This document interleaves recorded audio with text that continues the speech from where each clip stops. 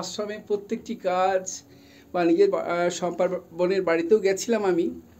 ওখানেও দেখে এসেছি প্রত্যেকটি কাজ। হ্যাঁ, পরিপাটি, হ্যাঁ পরিপাটি করে এত সুন্দর সাজানো। হ্যাঁ, এবং পরিষ্কার পরিচ্ছন্নতা, এটা সবচেয়ে বড় কথা।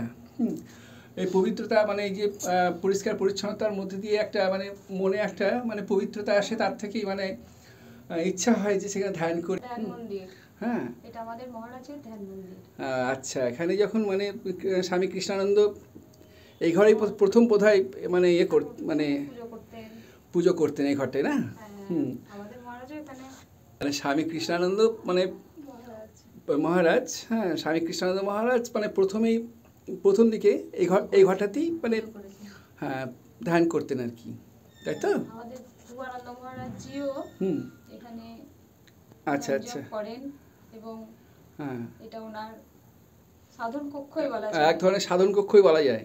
তাই তো? হ্যাঁ হ্যাঁ অবশ্যই, হ্যাঁ তাই তো। মানে বাহ, খুব সুন্দর পরিপাটি করে সাজানো হয়েছে।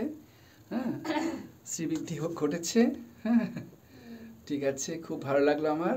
হ্যাঁ, ভীষণ ভালো লাগলো। হ্যাঁ, বেশ। জয় ঠাকুর, জয় মা, জয় স্বামীজি।